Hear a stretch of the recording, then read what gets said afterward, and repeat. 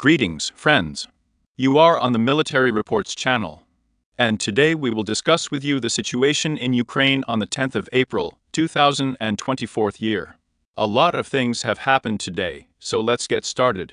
We will start with you today in the Skopinski direction, to be more precise, with the South Kopinski direction. Since there are no changes in the North Kopinski direction, but there is a lot of information on the South Kopinski direction. That is worth thinking about. First, let's pay attention to these shots, published by the Armed Forces of Ukraine by fighters, soldiers in the settlement itself. We see a column of smoke on the horizon. Surely FAP has flown in somewhere nearby, or something like that. We see that the settlement has been completely destroyed to the ground. Let me remind you that over the past few months, the armed forces of the Russian Federation have been conducting offensive actions in the direction of the Zherabets River. But offensive attempts have not been quite successful, and this is mainly due to the fact that there is a rather large distance between the Zherabets River and the nearest large settlements, such as Dubrova, Kremenaya. The entire distance between two settlements, let's say between the River Stallion and Criminal, these are some fields, some forest belts. And every time you have to attack almost the most Krim. This is a very long distance, which is overcome very slowly and naturally during the offensive of the AFU. It is possible to prepare not only artillery, but also operators and patrons, and in each offensive it always ended well, in fact, with the destruction of equipment of the armed forces of the Russian Federation with the use of drones. And this has been done for quite a long time. We have repeatedly discussed this with you. We have repeatedly increased the number of updates for just 1 month of March.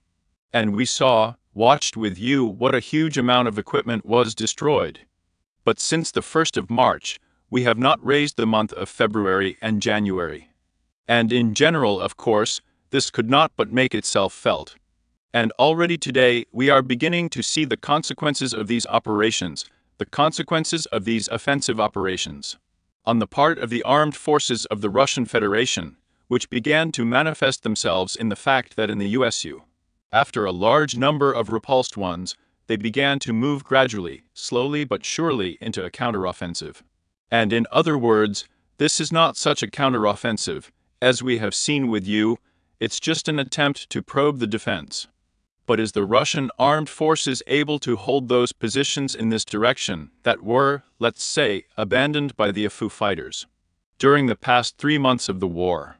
For example, in these frames, you and I can observe a counteroffensive performed by the 60th Mechanized Brigade of the Armed Forces of Ukraine, performed in fact by one tank. The tank freely reaches the position of the armed forces of the Russian Federation from a short distance, begins to shoot almost at point-blank range the positions of the soldiers of the Russian army. After the tank fired back, he returned to the safe direction of Turnov. What is important in this video? This is the place where the counterattack of the 60th Mechanized Brigade took place. What is important in this video?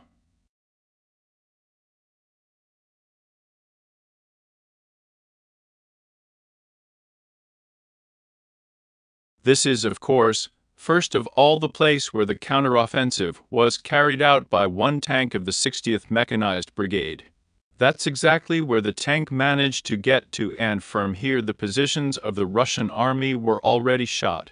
And if you and I recall the configuration of the map, and, in general, the advance of the Russian army in the direction of Turna, then we will remember that, let's say, the closest point, the closest place to the turns to which it was possible, let's say, to reach the culmination of the offensive from the Afers is approximately this line. In other words, we received the most extreme geolocations from this forest belt, as the Russian paratroopers tried to gain a foothold in this area. However, this happened somewhere a few weeks ago. We can increase the number of updates with you, for example, for clarity. Here is approximately this date. If it were exactly the 20th of March. On the 20th of March, footage was published of how Russian fighters managed to get to this forest belt during the offensive. land troops, and after which the Ukrainians began shooting Russian positions at point-blank range from thorns. And this was the maximum progress of this offensive, and now the Russian army is gradually starting to roll back. And as you can see, it is rolling back quite deeply, and already in fact. From March 20th, 2024 of the year to April 10th. The armed forces of Ukraine managed to recapture 1.5 kilometers in the direction of Terna, let's say, Crimea.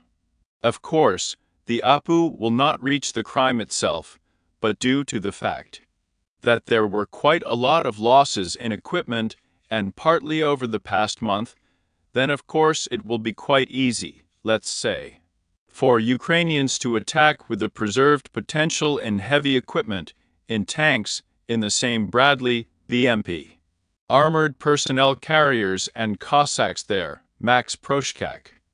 And they will gradually make light attacks on cars, and, in general, force the Russian army to retreat further and further. But this is my guess, maybe I'm absolutely wrong. Perhaps it was a temporary retreat, in order to regroup, and in the near future, we should expect new counterattacks. A new offensive in the direction of Terna. Of interest, it is also worth noting that the first, let's even say so, shots of AF drone strikes on the AFU positions in the area of the Katerna-Yampols have appeared. Before that, drones were rarely published, if at all, footage of strikes was published. That is, it is possible that they are still trying to pull up the operators, and after they managed, in fact, to get close to the thorns of the Yampolovka, that is, before entering the settlement itself, before trying to storm it, of course. First of all, it is necessary to clean up the settlement from anti-tank positions, from operators and in Pedro, and in fact, to force the APU to leave this bank of the Stallion and move to, let's say, the right bank of the Stallion. That is, to perform approximately the following maneuver. Although it will even be very difficult to perform, since all crossings and dams in this direction are already under the control of the armed forces of the Russian Federation, or destroyed. But in any case, you will have to withdraw. Then we are moving with you to the Belagorsky direction, where very interesting shots are coming. Let me remind you that the last thing that the Russian army managed to achieve was to climb the landfill.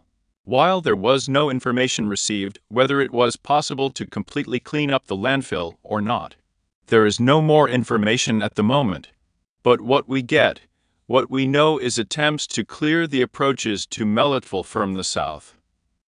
In other words, here are the sweeps with the use of drones, trenches are being cleaned, trenches and dugouts are being cleaned. Everything will be prepared, everything leads to the beginning of a ground operation, with the aim of, among other things, entering the gray zone, entering the position in the USU at the base of the Melitopol, and finally surrounding it, and capturing it from several directions. But among other things, probably the most important news is not even attempts to take control of Belogorovka. Not attempts to take control of the position of the 81st Brigade itself there. Interesting shots, interesting news are coming today just to the south from the village of Verkhnikomayanskaya. There is a company strongpoint, located exactly on the eastern outskirts of the settlement, quite powerful as you can see. It can even be seen from a satellite in several echelons. It is quite extensive, let's say large, extensive, occupies a large area, and is directly connected with Verkhnikomayanskaya itself. In general, there is no problem here from Seversk to go, let's say, somewhere, and get out already in this strong point. A company strong point.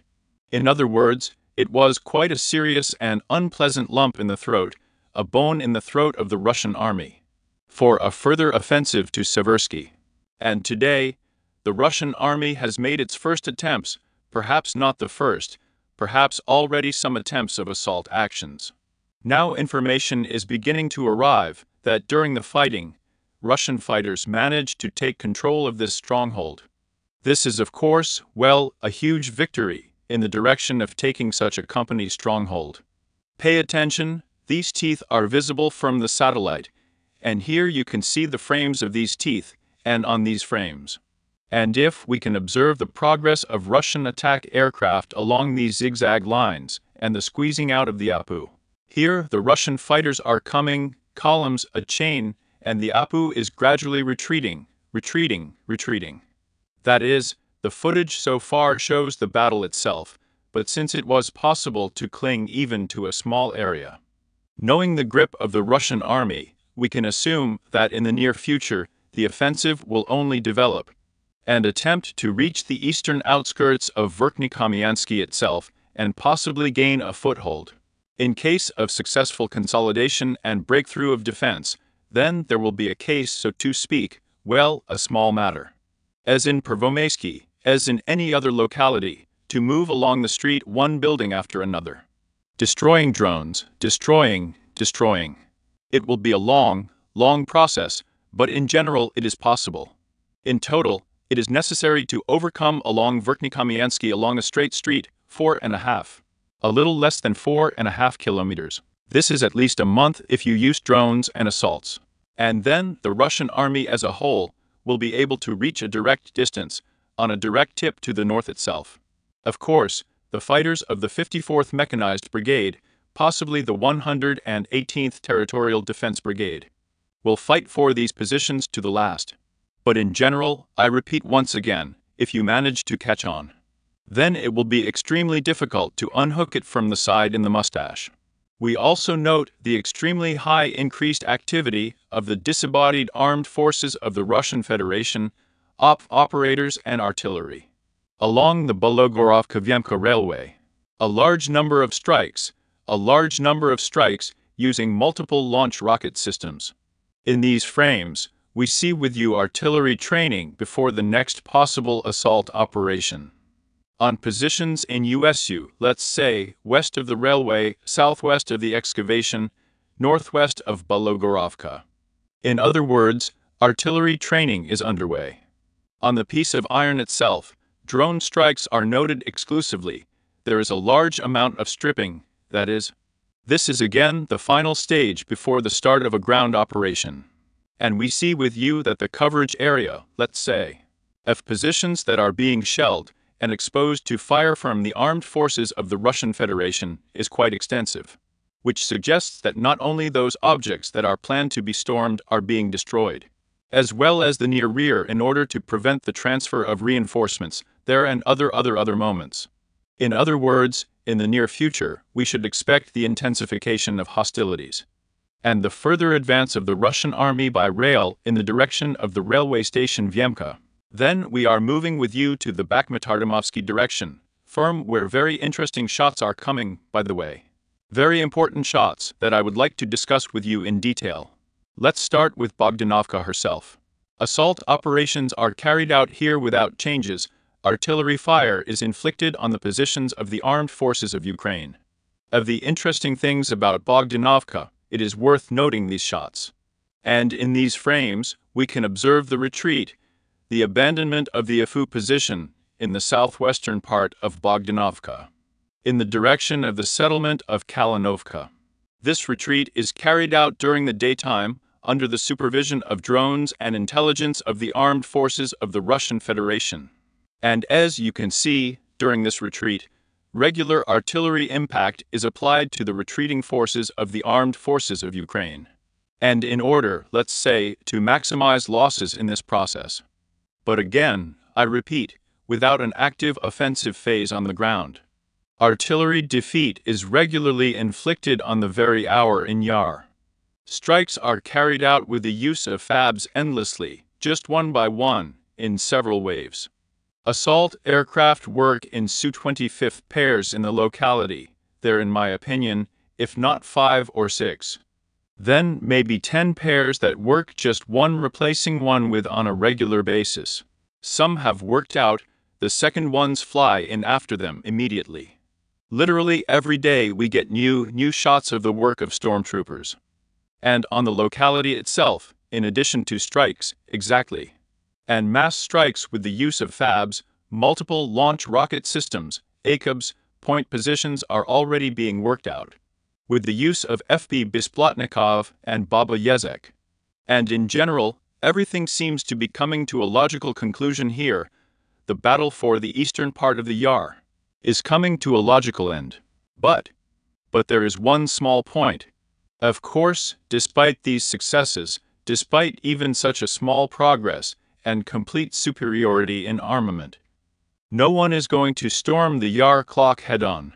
Well, perhaps, if there is no other way out, another solution, then perhaps we will have to.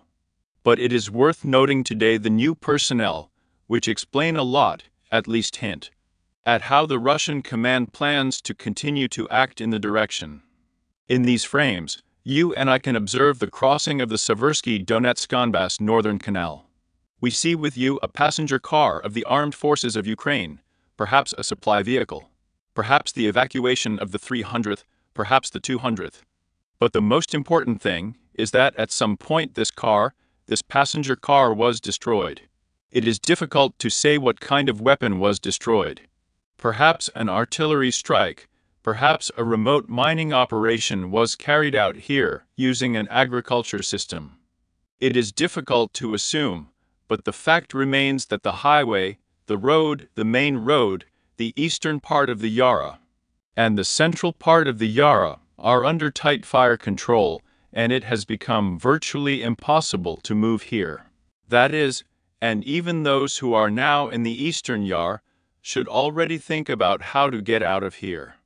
If at all such an opportunity is foreseen, and there will be such an opportunity at all. This is the first interesting point, that the channel, this route is completely cut off from the Apu. There is no way to use it anymore. Or if used, there are extremely high risks of being destroyed along it in this process. And of the interesting things, it is also worth paying attention to the strikes, artillery strikes, let's say, on the ferry at, say, the place of rotation to the south. Here it is worth paying attention to the dense fire, under which the ground part of the Seversky Donetsk-Donbass Canal is located. As you can see, here the channel goes from the north and from the south, let's say, above the ground. And here the channel goes into pipes underground, or in pipes at all. Perhaps, well, for some purpose, it was done at one time. And we see with you how tightly the artillery of the armed forces of the Russian Federation is working on this crossing, on this point, in order to reduce, among other things, rotation, bull transportation and evacuation, and other moments. At the moment, based on these pictures, based on this density of artillery strikes, it can already be said that Vostochny Yar has fallen into an operational environment. It is already extremely difficult to get out of here, and losses, even when trying to evacuate, will also tend to a possible 60 to 70%. Among other things, it is worth paying attention to these frames. Again, this is the same area, but here strikes are already being made on the fortification, on the strong point in USU, which is located along the canal. Look, pay attention, it is located at a height, let's say at natural heights, but everything is completely dug up here. Apu positions, some warehouses from the bull.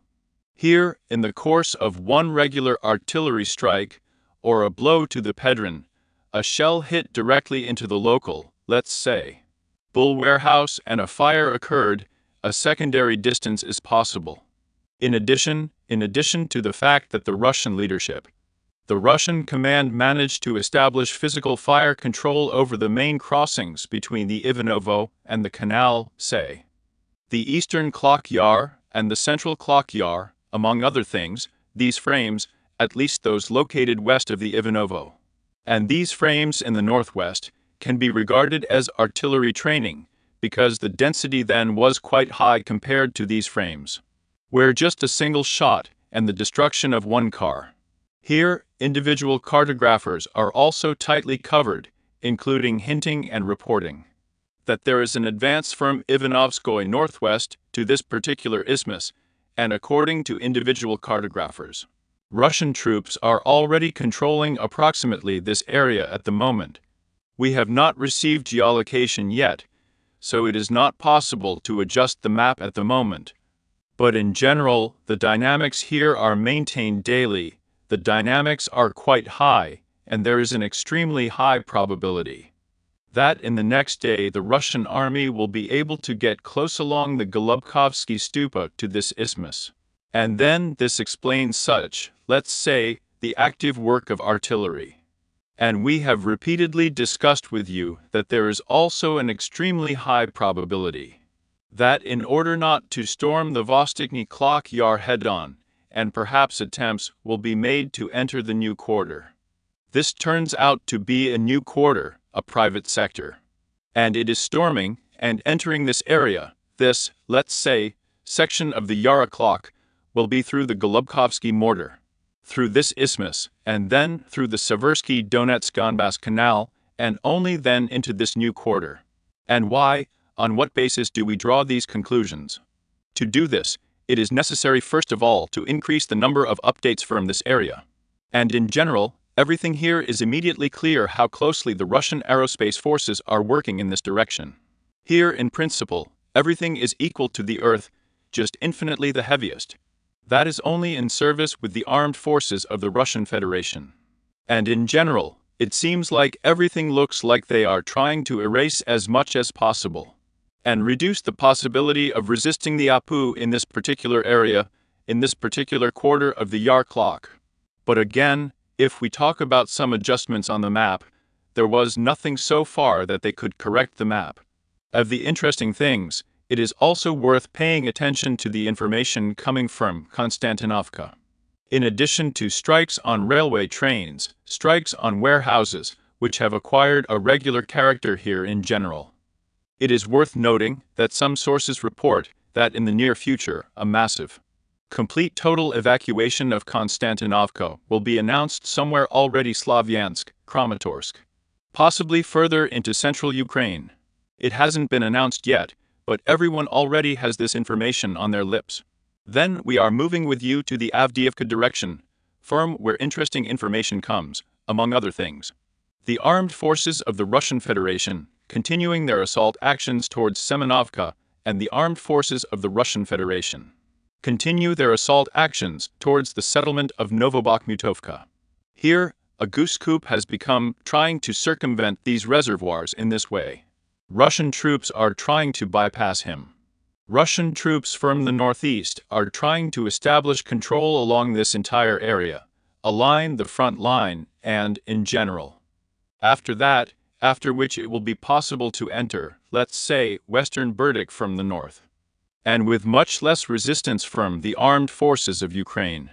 Plus, among other things, in case of successful development of the offensive in this particular direction, it will be possible, let's say, to wedge into the defense in the USU of Severoberdik, and among other things. Berdik will be under threat of encirclement, and indications in the boiler Novobakhmutovka will come under attack. Ukrainian fortifications located at the intersection of railways, and in general. This is a very favorable springboard for keeping the AFU troops in some kind of tension in this direction, and so on. Among other things, information is received that the armed forces of the Russian Federation continue to advance west-east and northeast of Novokalinov. It is reported about the next successes and new, let's say, achievements. So far, we haven't received any frames, geolocations, or any cartographers there. But I repeat, an operation is also most likely being carried out here, along with an operation in the Berdik area, with the aim of semi-capturing the settlements of Karami, the cinema in Kalinova, reaching natural water barriers, and, let's say, creating a semicircle, a half-circle, after which the assault actions themselves will begin. Everything is according to the classics of establishing control over the Desnaya Highway, the operational environment, and in general. There is a breakthrough here, and the bits have already begun to follow the routine. And further up to Mirnograd and Pokrovskaya and Seladov. In the southern direction along Pervomaysky, to the surprise of the Ministry of Defense of the Russian Federation. Today it did not report the capture of the settlement. Instead, information was received that during the fighting, the armed forces of the Russian Federation managed to recapture several 11 attacks from the side. This is in the Avdiivka direction. It turns out that we managed to repel 11 attacks in the area of the 25th Brigade, the 71st, 59th, 47th, 115th Mechanized, and in the area of Pervomaysky and Vodianov. That is, after the flag appeared, the ISU gathered their forces into a fist, tried to counterattack. However, but most likely it was not possible to achieve any success, but perhaps it was from the eastern outskirts of Pervomaysk that it was possible to slightly move the Russian opposition, but so far this is not certain. But what is for sure, these are attempts to advance from the Russian side towards Yasnobrodovka. Again, as part of a large armored tank column, the advance came somewhere along this line. You tried in every possible way to stop the progress. Perhaps he succeeded. On individual frames, you can observe abandoned, damaged equipment, but the fact that, despite the losses, in fact, any advance, any adjustment of the map here at any cartographer is carried out exclusively according to the losses of the Russian army. Because no one else publishes the footage. The Russian side observes silence in general about any advance, even if only when the capture of a city there is successful. And the end of some kind of something, then the Ministry of Defense already reports this fact. And if we talk about maneuvers in the fields, then there is no information, only you can wait for something APU. That is, the last Jelovoked abandoned equipment was located in this area. That is, based on these frames, we can safely assume that the Russian troops managed to physically cut the Yasnobrodovka highway. And it is not Tailova-Umanskaya, and perhaps in the near future. A lot of loud news should be expected from this direction, including the retreat of the AFU further in the direction of Karlovka and the Kurlovsky Reservoir. On Nilev, sources of analysts say that the APU will not, but for a long time, it will not defend itself. Because in principle they expected such a development here and did not invest anything here. But it is reported that the Karlovka is maximally reinforced, to the most I do not want, to the most do not spoil. And here, the most fierce battle should unfold for Karlovka as a whole. Perhaps out of all these small towns like Thin, Northern, Pervomayskaya, Nianovka beyond the Charles Line, will be fundamental for the further advance of the Russian army towards Pokrovsky-Seladov. Then here everyone is already preparing for this battle. Information from the southeastern and southern parts of the settlement continues to arrive in Krasnogorovka. The information is actually extremely unpleasant for the armed forces of Ukraine. Let's just say, based on geolocation, personnel, sources on the ground, it can be stated that you have lost the southern-southeastern part and are retreating back in a panic.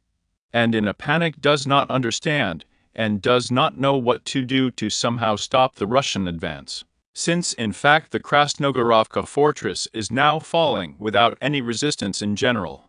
Starting from the operation when it was possible to break into almost the very center on several becks, and ending with the fact that for the second or third day the line is holding, and there is no chance of the APU to recapture the positions occupied by Russia. There were attempts at Max Proshky to drop into the southeastern part, land a remote, gain a foothold in buildings. But this did not lead to anything. It was not possible to knock out the Russian fighters, and subsequently the APU decided to retreat. And they decided not to retreat because they understood that it would not be possible to knock out, and, of course, American DJDEMs. At least some heavy weapons went to work. Already when it became clear that everything, this southeastern Krasnogorovka cannot be returned, southern Krasnogorovka cannot be returned. The JDEMs went to work in order to inflict maximum destruction, damage to personnel, strength, equipment, and try to gain a foothold as far north as possible in the area of the brick factory, in the area of the Krasnogorsk refractory plant. This is where the main defense will be conducted. Here, in principle, the main defense of the AFU is concluded now. In the event of the fall of this refractory plant as a whole in Krasnogorovka, the story will end automatically. There will be no point in defending it further, since the whole thing will be visible from this refractory. The whole area is visible and shot through, and the APU will gradually begin to retreat, even perhaps without waiting for the advance of the Russian army from Novelsky in the direction of Krasnogorskovka from the northeast. That's the story. And today, among other things, information was received that Russian fighters managed to establish control over the intersection of Vatutina Street and Geologichная.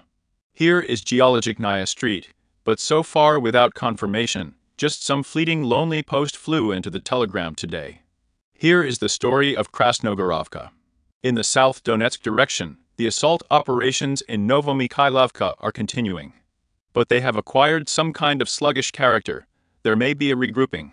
And perhaps the task is to plan the operation in such a way that, immediately from one attack, not only Novomikhailovka, the remnants of it, but it is possible to cling to Paraskovevka, Konstantinovka. So most likely serious preparations are being made for this resources, serious reserves. That is, they do not want to finish off Novomikhailovka on the latest resources now, but they already want to gather a fresh fist again, and possibly go to Konstantinovka with a mass attack, both on the water and Nageldar at the same time. But the situation is extremely difficult. The most interesting news comes south of the Harvest and Staromayorsky. Today, we received footage of how the APU, just the other day we discussed it and saw footage here, even in my opinion, in April. Footage of FAB's striking positions on the southern outskirts of Staromayorsky was still published. Here come the FABs, blows are struck, everything that can be destroyed is destroyed. And after that, just a couple of days later, footage of an attempted counteroffensive by the AFU on these positions is published. That is, based on this video, we can conclude that the Russian fighters managed to cling to the south of Staromayorsky. Now they are trying to gain a foothold. The APU launched a repeated counterattack. They shot and shot, but after it was over, they left the area safely. In other words, it can be stated that, after all, the Russian army managed to gain a foothold on the southern outskirts of Staromayorskaya. In the near future, we should expect an active phase, and the fighting is already over the farms. That is, the battle gradually began, the battle for a temporary tactical bridgehead in order to reach the great Novoselovka, and win back all the lost positions during the summer Ukrainian counteroffensive 2023. During the day, you tried to gather some forces, most likely 58s, motorized 58s in the north direction of the Harvest. However, the positions of concentration were immediately revealed, and why the blows with FABs began to be worn immediately. As a result of the strikes, the forces of the SSU were dispersed, and, in fact, the counteroffensive was thwarted. There are no changes in the work direction. Battles are being fought in the central part for the ruins, in fact, not even for the ruins, for the basements. But without any progress on either side. And what is worth paying attention to today, among other things, is, of course, the use of new drones by the armed forces of Ukraine. These shots are, of course, very important. I would like to discuss them with you. In these frames, you and I can observe the work of the Special Operations Forces of the Armed Forces of Ukraine. During the reconnaissance activities, we managed to identify the Borisogolsk complex. And then we observe a picture similar to the picture that we see when we hit the tank gunners in Jesus with the use of a lancet. But here the situation is absolutely mirror-like. At the moment, Ukrainian lancets are striking the positions of the Russian army. This is certainly not a lancet, because the lancet is the brand name and brand of the Russian military-industrial complex. Some other weapons were used here, but the bottom line is that this is a Ukrainian-made barrage supply. And in the same place, in the area of Svetlodarsk, another, let's say, Tunguska anti-aircraft missile system was destroyed and revealed. And we see some civilians scurrying around. And then we see with you a similar picture that we see when hitting with lancets and homing and flew. Here it is. It is a little difficult to observe it. He was still flying at a fast speed. Here it is on the left, that it will fly in from the left side, and... Come on, come on. Here it is. A small dot, it was very difficult to see. And this damage is not so big enough, but in general, these are the first shots of the use of self-produced barrage supplies by the APU. Well, maybe it will change something, and maybe it's like the 44th or 45th year, when the Germans began to come up with jet missiles. But in general, this did not affect the course of hostilities in any way. In general, in Kiev, according to political news, it is important to note that demobilization has been cancelled in Ukraine. It will not be. Let's put it this way. These amendments were removed from the law of mobilization on the proposal of Syrskyi and the command of the armed forces of Ukraine. There will be only exclusively mobilization, no demobilization. It is possible to be demobilized in only 2 states: on a shield or with a shield. More precisely, on the shield, or probably under the shield, or how to say, wounded, or if you stayed somewhere in the fields. And there is no other option to leave the contact line for the army anymore. It will attract prisoners to combat operations as much as possible. This is also spelled out in the new edits of the new laws of mobilization. And today there were gas stations voting. They all passed, and tomorrow the final decision, the final draft of the law, will be put to the vote. After which a total mobilization will begin in Ukraine, with the involvement of everyone from 25 to 60 years old. And all genders, as if male, as if female. But in general, the situation is heating up, and in the near future, a large number of mobilization personnel will begin to arrive on the territory of Ukraine. Today, among other things, footage of mobilization, or rather attempts to cross the border with Moldova, was published. This is the last one. Perhaps those who wanted to try their luck, but they did not manage to cross the border. All of them were immediately captured by the border services in USU and probably sent to some training camps or to prison. No matter where, they will all eventually be sent to the front. In other words, this is the story, these are the problems, this is the situation.